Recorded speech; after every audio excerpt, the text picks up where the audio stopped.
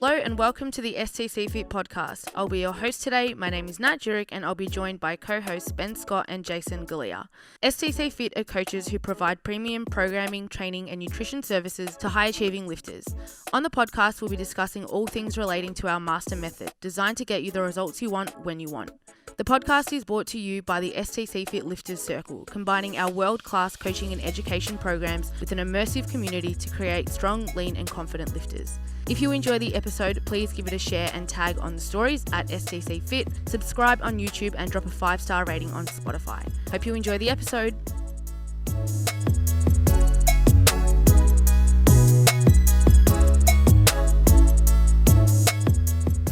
With me today, I have got a very special guest, and I'm very excited to have Dakoda on the pod. So welcome.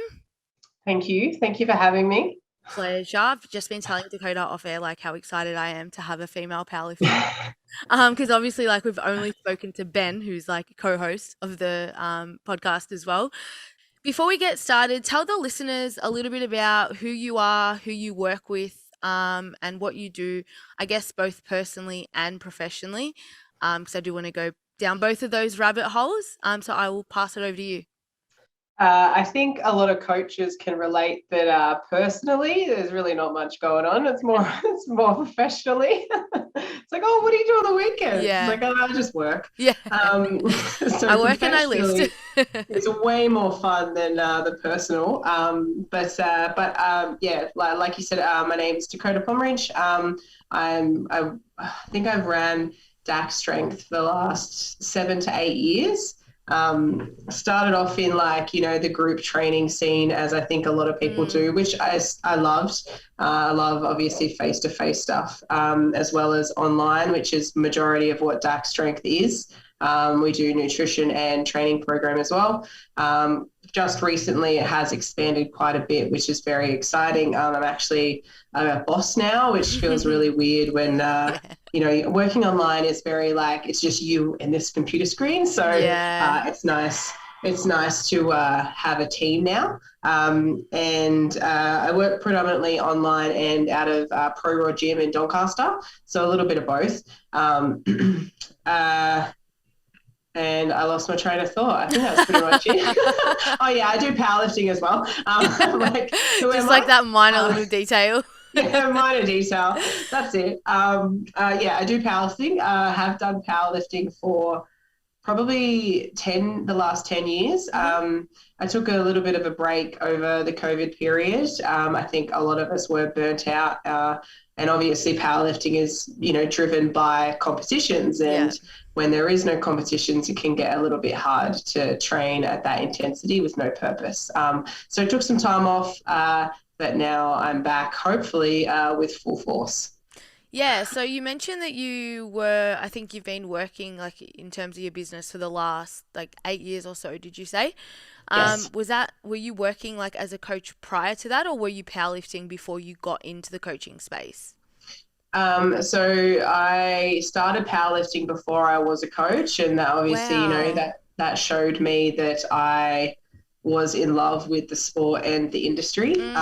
Prior to that, I was management in hospitality, which, customer service, not all of it was good, but customer service was good, and it was easy, but just really no direction. And then, when I started, my original goal when I first got into training was to actually do a bodybuilding competition. What was I thinking?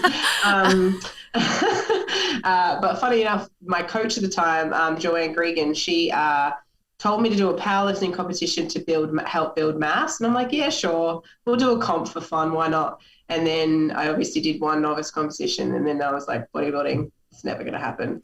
Yeah. I was laughing because I said something on one of our podcasts recently where a very similar thing happened where I wanted to do something competitive, and the coach that I was working with at the time was into bodybuilding, and she was like, go and do a bodybuilding comp. And I was like, that's not the thing for me. But it was the only thing that I could think of that I was like, if I work really hard, then that'll be like a really cool outcome to have, you know, as a byproduct of like that hard work. Yeah. And powerlifting was like never on the agenda. So it's funny that it was like that was the thing. And then you kind of detour around and you're like, oh no, I'll end up where I'm supposed to be. Yeah, it's It'll really all work interesting. out. Yeah, 100%. So what kind of got you into powerlifting to begin with? Because like I think one of the things that I notice as a coach is that there's this transition phase between I'm just a general like gym goer who maybe got into this to like, you know, lose a bit of weight or feel a little bit more comfortable in my skin. And then all of a sudden it becomes a little bit more of like an athletic pursuit. And so we run like novice photo shoots and like lift offs and stuff where people can kind of dip their toe into that field. Yeah. But what's your experience been like with that transition phase of like, hang on, maybe I take this more seriously? Like how did that play out for you personally? So I first started, a guy that like when I was like 19, a guy that I dated, he was really into the gym. So I would just, you know, we would go after work together, and I found that I really did enjoy like the whole concept of training and building muscle and working hard and really pushing myself. Obviously back then my education was at an all-time low. So, you know, I was doing fasted cardio and doing like, you know, 3-hour sessions, you know, my eating was terrible, but that's okay. We don't have to talk about that. You know, even though the relationship with him didn't work out, he is predominantly why I am where I am. So I really enjoyed it. You know, my training sessions were a complete mess, looking back on it, but I really did enjoy it. And my brother-in-law at the time was training with my first coach, Joe, and doing like just strength training. And I was like, oh, I should probably get a coach. Like, you're doing it with her, so maybe I'll see. And then yeah, like I was like, okay, cool. Bodybuilding seems like a good goal. So let's do that. And then she was a powerlifter at the time, a very good one, and still is an amazing powerlifter. And I looked up to her quite a lot, and, you know, she was strong, jacked. And I was like, that's what I want to be. Like, I want someone to look up to me like that. So then I obviously did the novice column, and I was like, oh, that felt really fucking good. And I'm quite competitive. So I was like, oh, cool. You know, this girl squats 200 kilos, benches 100, you know, deadlifts 250. I'm like, okay, I'm going to do that. Yeah. And then I think at the time, you know, obviously my job was different. My job was easy. So I could really apply myself. Like I could really 100% be that selfish. And that's pretty much why I got so good so quickly. Did you find it to be like a bit of an outlet as well? Like I think there's 100%. So many like coaches that I can relate to this personally, where you've maybe worked in a field like prior that wasn't the passion project. Yeah. So you kind of got into training and like that was it. And obviously we end up as coaches for that reason.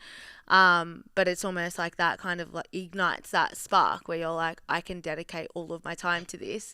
Because the other shit I'm doing in my life isn't it yet. 100%. 100% is an escape. Like looking back at where I was in that time in my life, like I didn't have a relationship. My job was, enough to pay the bills, but there wasn't really anything else that was fulfilling, or a purpose. And looking back on it, 100%, like I dove in hard and I was like, this gives me purpose. This gives me, a reason it gives me something to talk about. And it also opens me up to a different world where, people are pretty much doing exactly what I'm doing. They're filling a void. Yeah. Yeah, it definitely becomes like, I guess, part of your identity to a degree. I'd be curious to know if you've ever noticed that kind of take a turn where it kind of became unhealthy. Because I think when it comes to, athletic pursuit, or even just if you are in the gym training and it is really important to you and it's like, top 3 priorities, it can kind of sometimes take that step where you're like, okay, this is maybe having a negative impact on my physical health, my mental health, my emotional health, like whatever it might be. Have you ever experienced anything like that along the way? Definitely. I think my best total was 515, and I was very obsessive. Like my partner Zach, we kind of laugh at it because we were at our best when we started dating, and then we just got terrible. Oh no! Like both of our totals went down, both of our training went to shit. Like And we were like, it's because there's something else in our life that makes us happy and gives us that, it fills that void. And I don't want to obviously paint it in a negative picture at all, but, you know, when I definitely got my best total and I was at my best, I was also my unhappiness, you know, unhappiest with other areas of my life. So like I definitely I fucking applied myself. Like, and looking back on it, you know, with the competition I just did, I'm at nowhere near my best, but I'm close enough to it, and the sacrifice and the level of commitment is definitely nowhere near where it was. Yeah. So now I'm like, do you need that? Well, yeah, I mean, it's a really interesting thing to unpack because the biggest thing that I can kind of see this play out with is as you like gain maturity and as you age, it's like your priorities start to shift. So I'm not sure if you noticed like this within yourself, but it's like when you had less responsibility and when, you know, had less adult obligations, you're like, I will fucking give everything right now. Like I will lay it out all on the table and give this like competition my all. But then it's like, you know, you get in a relationship and you start to deal with more adult responsibilities and like other things start to take priority and you're like, I can't actually give my all anymore, but because I feel better, like that's enough. Like that's kind of fulfilling enough. 100%. You know, I think when everybody gets into powerlifting, they're like, I'm going to be the best in the world. Like, I'm going to be, you know, if I just put 100 kilos on my total every single year, then in 5 years, like, you plan it out. Yeah, if only. And it's so easy in the beginning, right? Because you get, you know, beginner gains. It's all new. It's all exciting. It's easy. You know, you're learning about yourself. And obviously, you know, when you are younger, you have much less responsibilities. You know, I think I saw, it was like this post on Instagram or something. It was like, you know, like it's really easy to be, you know, really thin and to train 6 days a week, 2-hour sessions and hit your steps and get your water and stick to your diet when you're like, you know, a 20 to 25-year-old. And it's like, well, show me where you're at when you're like 30 or 35. Yeah. Like life just gets predominant. Well, not even life getting harder, but your focus maybe can't be training all of the time. Yeah. And yeah, 100% what you said. I think your focus just shifts and you just can't give as much as you used to when you were younger, when you had, you know, more flexibility, less stress. But honestly, I was very surprised to see how well I did do with like a fucking 8-week prep. Yeah, that's insane.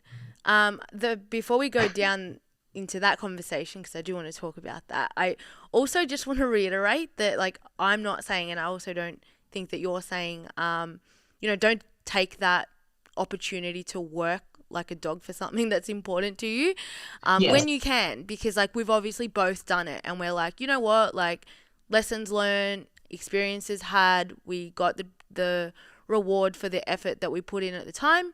And I don't want anyone in that position who's currently like really hungry for something to listen to this and go, oh, they're saying there's more important things in life. Like maybe you don't do that. No. Like that's absolutely not the message. And I just want to reiterate, like, just so that doesn't get, you know, taken in the wrong direction. Yeah. Yeah. No, definitely not what I'm saying at all. And I'm like, oh, is this too negative? Like, am I trying to, like, I'm not trying to downplay. Like, I think it's just more, I guess you just want to make sure that you understand what you are sacrificing and what you are putting towards the goal. Like at the end of the day, like looking back on it, I probably could have achieved the same total with way less commitment. Yeah. But at the time, you know, looking back on it, I think it taught me a lot as well. So I don't regret the amount of, you know, sacrifice I made or the effort I put in. I just think, you know, I guess you've got to think about what you're actually getting out of it as well, other than just the total. Yeah, 100%. It's like we kind of refer to it as, you know, where's your value hierarchy at the moment and, you know, what sits where. Which is, a really good way to kind of lead into this latest prep conversation. Because, I just want to kind of unpack how it all went from, you know, start to finish, obviously being the first one back after like some setbacks, some injuries. How did you navigate getting back into the prep to begin with? Because I would assume that mentally, like, that was something to navigate as well. Yes, well, it was a bit of a weird one because, like, for a while, like, I had a lot. I didn't have a lot of issues in terms of injuries. It was just one predominantly really bad one. And that was like 4 years running. Yeah. And it made prep after prep really difficult to actually complete. And I pushed through pain. Like I did what anybody would say not to do. I pushed through pain. Not as I do.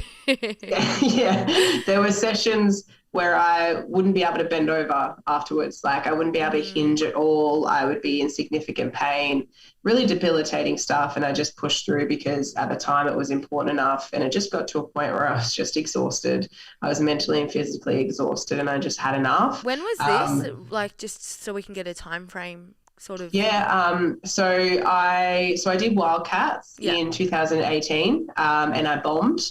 I did a really bad cut. Like my relationship with food wasn't where it needed to be, and I made it a lot harder for myself. So that obviously affected my performance, as well as also cutting for the under 75s. And I hadn't been under 75 in probably 3 years prior to that. So it was a lot. Like I was so, looking back, I was so skinny. Like I was like, of course I failed. Like I had nothing. So I bombed Wildcats, and it was just, I mean, that was really hard for me to handle. And I thought I was okay. So that was in, the end of the year, November, and then we had Pro Raw in March. And then it was coming up to Pro Raw. I was getting in, starting to ramp up, and I just had nothing to give. Like weights, like I think I nearly failed 165 rep squat, and my best was 200. Like I was like, what is wrong with me? And I just really doubted myself. Plus I was still in a lot of pain. And it just got to a point where I just couldn't do it anymore. So I just called quits on the competition. And then obviously COVID happened. And I was still training at home during that time, trying to powerlift, but obviously I just did not have anything to do with it. Like I could not be bothered. So I was like, you know what, just take some time off. Like, and I feel like a part of me felt, I think I pushed for longer than I should have, purely because I thought, what will people think? It's a huge when you've obviously,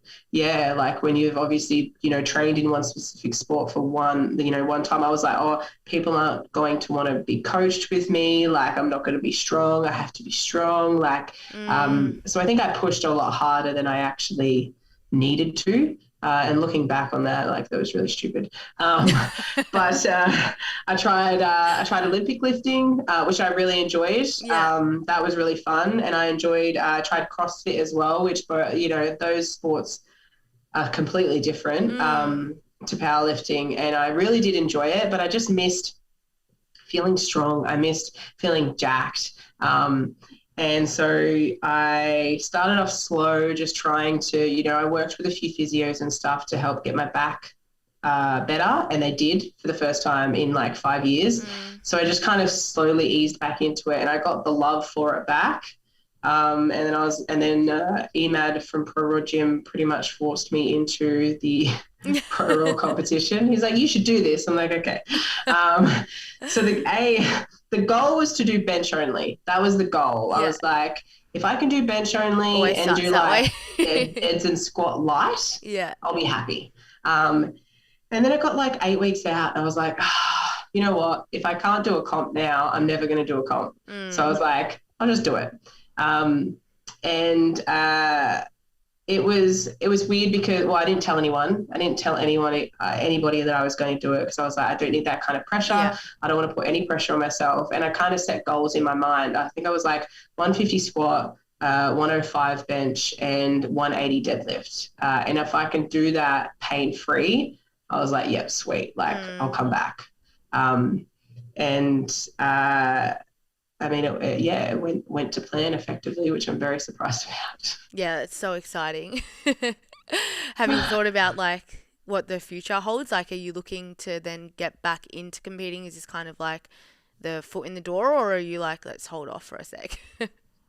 No, I think I'm going to try and come back properly with a proper 12-week prep effectively. There's a invite-only competition in Sydney called Breakthrough. I think they tried to do it last year.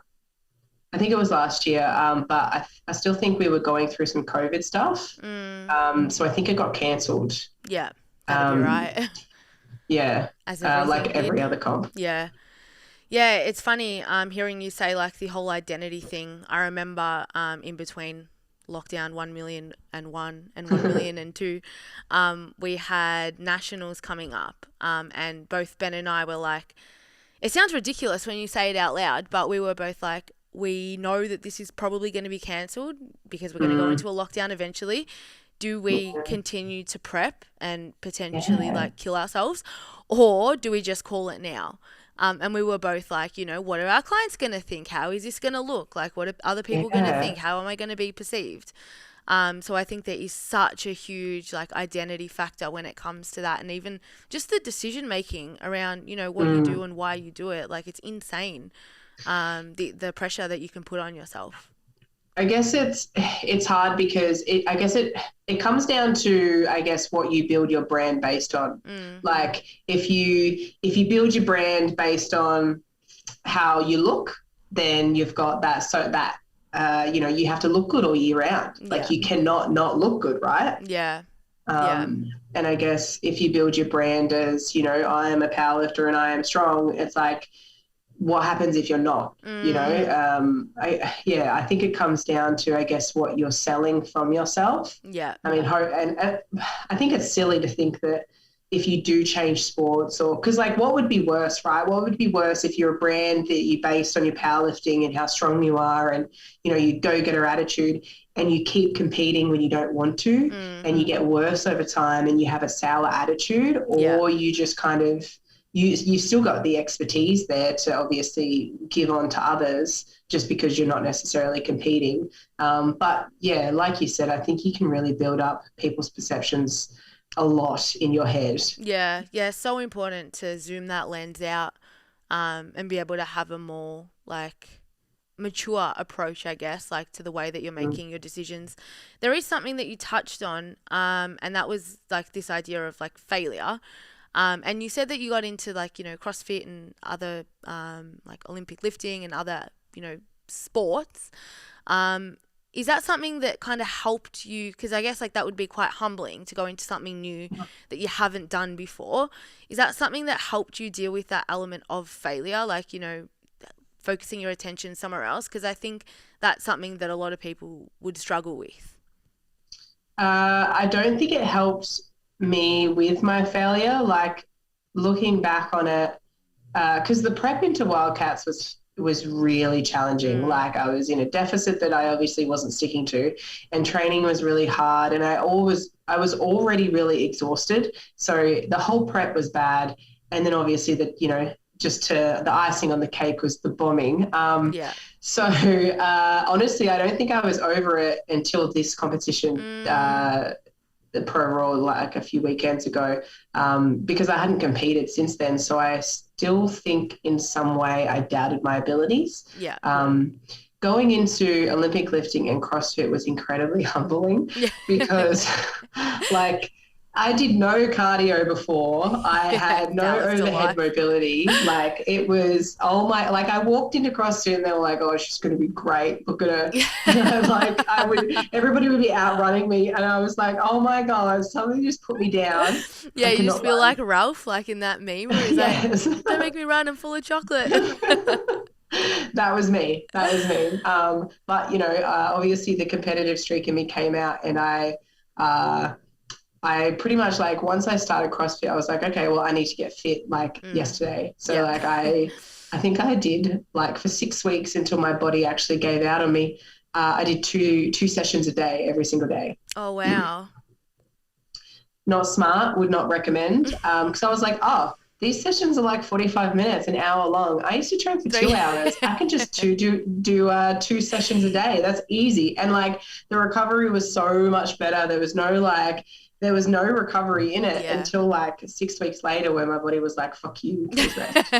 We don't want to do this anymore. I'm out. I don't want to do this. Yeah, no, that's really interesting. Hey guys, hope you are enjoying this week's episode. If you are, please remember to like, share, and subscribe. Don't forget to head to the website where we have all our free resources, gifts, products, services, and merch for you guys to enjoy. All right, let's head back to the episode. You haven't we very briefly touched on like the nutrition side of things, and you are a nutrition coach as well. So talk us through, I mean, like dieting for a comp and dieting for everyday life are two very different scenarios, right? Because it's like you need to diet for a certain purpose when you're competing. When you're dieting for just everyday life, it's, you know, just probably aesthetic based goals or whatnot. If you're just a general gym goer. So when you say, you know, you had a poor relationship with food, or, you know, diet adherence was really challenging for you, talk us through like what that kind of looks like and how you were kind of able to come out the other side of that. So for a long time, like I think I only really started putting effort into my nutrition, like in any way, probably like 10 years ago. And it was with a bodybuilding coach in the beginning. Like looking back on it, it was like 200 grams of protein and it was like 240 grams of protein and like no carbs. Like it was so hard, and I could see why. Horrible. No fault of your own. And it was just like the normal things. Like obviously, like I said, you know, powerlifting was pretty much my whole life. There were obviously things in my life I wasn't dealing with. So a way that I would deal with them would be the emotional eating side of things. Emotional eating, you know, under eating to compensate, then overeating to make myself feel better. That was pretty much, and obviously like I was talking to one of my clients about it today. Like dieting is really easy if you have a good relationship with food. Like if you're somebody who doesn't, it is the hardest thing in the world, because you're obviously trying to lose weight, but you've got these unhealthy habits that you have constantly battling. And at the end, like right now for me, like I could go into a diet and it wouldn't even be a thing. I'd be like, cool, okay. Because I guess I'm okay with being hungry. Whereas for some people, and me included a few years ago, it was fucking terrifying. Like being hungry, like what happens? What am I going to do? I guess the huge shift for me was to step away from the data. Definitely like less numbers, less macronutrients, and more kind of like just focusing on what I'm actually eating. Because I guess when you do, like MyFitnessPal is fine, depending on who you are. But I think a lot of people can kind of use it as a tool to be like, you know, a lot of people think the numbers are 100% accurate and you have to be perfect, but they're not. And I think I really honed in on that. I thought the numbers were everything. I thought that if I undereat my protein, I'm going to lose muscle, which is true if you do it obviously at a larger scale for a long period of time. But like 5 grams, like it'd be the end of the world. So I think definitely taking away the things that made me obsessive definitely helped me be a little bit more casual with my eating. I'm pretty good now. Like I came into Pro Raw on 3,000 calories. Which I'm really happy I'm not on anymore, because it's a lot of food. Fucking hell. It's a lot. Yeah, it sounds like it's one of those things that someone says it and you're like, that sounds really good. And then you're like, no, that actually sounds fucking terrible. Yeah, it's like everyone thinks that eating in a deficit is harder than eating when you don't want to. But it's not. Like eating when you don't want to eat is horrible, like, because it's just constant. Like I think one of the biggest things in powerlifting is probably more with the females is always wanting to cut. Definitely improved over the last few years, but like, you know, when I first started, I cut for every single competition I did for like the first 4 years. Rather than just like sitting where you are. Yeah. I think that like that's a huge talking point, particularly when we look at people who are, you know, in a constant cycle of trying to be in a deficit, trying to lose body fat. Did you find that going into like a performance-based sport or having more strength-focused goals allowed you to like drop the food, you know, or the dieting habits, I guess? Obviously you said like it took you around 4 years to kind of say, you know what, like I'm just going to sit where I am. But is that kind of like an approach that you have with your clients where you're like, hey, like, you know, we're working towards performance-based goals. To facilitate that goal, we actually need to eat enough food. And, you know, on paper, this makes sense. Yeah. Like honestly, for me, because I started in the under 70, or I started in the under 67s, and then I competed in the under 75s, but I was generally sitting around the 77, 78s. And I remember like the first time I didn't cut for a competition, I was so nervous about what people would think. I was like, oh my God, like they're going to think I've put on weight, like people are going to judge me. I've already been under 75. And I'm like, nobody cares. Yeah. Like nobody actually cares. I mean, nobody cares at all. I mean, obviously it's a very selfish sport. So it's all about you, Yes. you know? But yeah, you know, people's perception is very powerful. And I guess what I try and push onto my clients and anyone who is wanting to get into it is like, unless it's an invite-only competition in a specific weight class, or you're going to podium, there's no point cutting. Like, unless you're like a kilo out and it's something that you really want to do, a kilo is probably not going to affect your performance. But like if you're, you know, 3 to 4 kilos out and it's just a local meet, like there's no advantage, I guess. It's not like you're going to get on the podium, like you're going to total hopefully the same. But yeah, like at the end of the day, like you said, it's a performance-based sport. Like you do it to put on mass and get stronger and have a bigger total. Putting yourself in a deficit significantly affects that. Yeah. So it's kind of like, it's a little backwards. Yeah, a little bit counterproductive. It's funny that you said it's a selfish sport, because one of the little questions that I snuck in here after I let you know the topics was that whole idea of selfishness in the sport. So I'd be curious to know, like, what is your experience with that?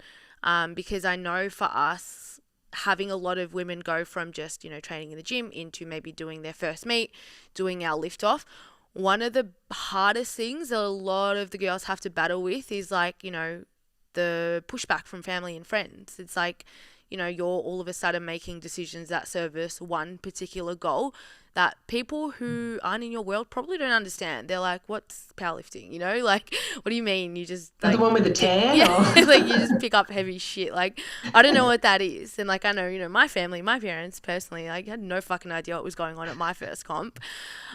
So yeah, what's your kind of like experience with that? How do you navigate that? Have you had clients come up against that, you know, pushback, and, you know, how do you go about it? I mean, a lot of my job, more so with nutrition, especially, is trying to get people to be more selfish. I think a lot of people, and myself included, you know, if I didn't have training, I honestly don't know what I would do specifically for myself. And I think a lot of people are like that. You know, we do so much for other people, and trying to tell people or trying to help people be more selfish is a huge part of my job, because like we're always the last, especially mothers, you know, that, you know, you put so many people before you, making sure everyone else is fed and you're always the last one to kind of eat. It's like, forcing people to take control and go, you know what, like this goal is really important to you. You need to set some time aside to it to actually meet it. It is challenging. I think it's more so internal than exterior for the people around you. Like obviously, as you know, society, we question or judge what we don't understand. So when people do say they're doing a powerlifting comp, people are like, what the hell is that? Like, why are you training so much? Why can't you go for a 20-kilometer hike right now when you're competing next weekend? Like, yeah. And I think it happens more so in the nutrition area, you know, obviously people judging what you eat, judging what you don't eat. But I feel like a lot of the judgment comes from people's own securities and their own perception of what they're doing, or maybe they're not doing it. You know, if you've got somebody in your life who's not necessarily taking care of themselves, or maybe they don't have anything that they're not just working towards. They hear you, you know, you're training really well, you're putting time away for something that you only do and it's important to you. Maybe people can get a little bit jealous that they don't have that. Yeah, I think that is a huge perspective shift for a lot of people, and just reframing like what that actually means, like that whole idea of like, I'm actually trying to get you to be more selfish, because that gets you to where you want to go, or even just reframing it. I can't think of a term right now, but, you know, something that has less of a negative connotation, because I guess, you know, when we hear the word selfish, we're like, asshole. But it's like, maybe not the case. Like, maybe just looking after yourself. Yeah, I think people need to be more selfish. I think we need to take care of ourselves better, whether it is doing a powerlifting comp or more so even just taking care of our, our mental headspace. Like, I think people need to be more selfish. But, it's like stress. People see stress as a negative, and it's like, well, stress is a part of life, and how you deal with it can be a negative. So I see, I guess, selfishness is kind of the same thing. It's like, I mean, obviously you don't want to be an asshole. Yeah. Don't be an asshole. Yeah. But you can be selfish and take care of yourself. Yeah, 100% agreed. I think it's a huge, perspective shift for a lot of people, and hopefully a bit of a light bulb moment, because I think, we're kind of all trained, especially in this day and age, I don't know whether it's social media or whatever, where it's like, look after everyone else and like put everyone else first and like be this, high and mighty person. But I guess at some point you've got to kind of look inwards and go, well, where does that put me in, 6 months time? So 100%. I mean, it doesn't have to be powerlifting. It could be anything, I guess, as long as you've got, like, if you look at your life and you're not doing anything just for yourself, like, it's a pretty shit place to be. Like, you don't want to be that person. Where's the balance? Yeah, totally agreed. Cool. So the last thing that I wanted to finish up on, that I know will be helpful for a lot of the members of our immediate community in STCfit, is your advice for, first time lifters going into a meet or a lift off, that we carry, which is like a charity day, because it is insanely overwhelming when it is your first time, if you are just taking that leap, and you don't know what to expect, like you haven't maybe even been to one before or really been in that world. What's your advice to those people listening? What can they take away? Because like we've got ours in like 8 weeks time, and I know the girls are starting to probably freak out a little bit. What's your message for them? I guess the best thing that you can really do is have no expectations. Like, I think if you want to do one and you're maybe putting it off, try and force yourself just to do it, because a lot of people wait until they're good enough or they wait until they're strong. But, powerlifting and competitions is, the best way to kind of learn about you as a lifter, what you need on the day and how you do actually perform on the day. You have to compete. Like, you can't get that without doing that. Plus, you're 100% going to fuck up something. That's probably the best thing. That, like, if you walk in like, oh my God, I don't want to fuck something up, you are 100% going to, whether it's you miss a call, whether you forget something, the amount of times people forget the right underwear to wear. Like, I've had people miss a call. People end up stopping at the bottom of the squat thinking they have to wait for a call to come up. Like, you are gonna fuck up. But I mean, as long as you learn from your mistakes, like that, the mistakes are very useful. So I think, definitely not having any zero pressure, and do it sooner rather than later to see, who you are as a person on the day, because it goes so fucking fast. Yeah, it does, hey. Unless it's at Pro Raw where you're there for 13 hours. Fuck. Insane. I love that advice, especially the idea of like something will go wrong. So like don't have the expectation that it won't. Like just wait for it to happen. Because you'll be a lot less stressed if you come at it from that way. 100%. That's amazing advice. Thank you so much for coming on. It's been a pleasure to be able to talk to you and unpack these topics that I know are probably a little bit, left field for a lot of the people that may be listening to this. Maybe spark their curiosity a little bit more and give them a little bit more of an insight into the world of powerlifting and your world as well. So thank you so much. It's been a pleasure. No, thank you. Thank you for having me. It's been awesome to delve into these topics. Yeah, I'm sure we'll have you back at some point. We've got more to chat about. Thank you. I'll let you run because I know that you've got a really busy schedule. So, thank you so much. Pleasure. Thanks for tuning in to the episode. Don't forget to like if you liked it and subscribe if you loved it and share if you think other people need to hear it. Don't forget to head over to the website for all of our free gifts, products, services, and merch. Catch you next time.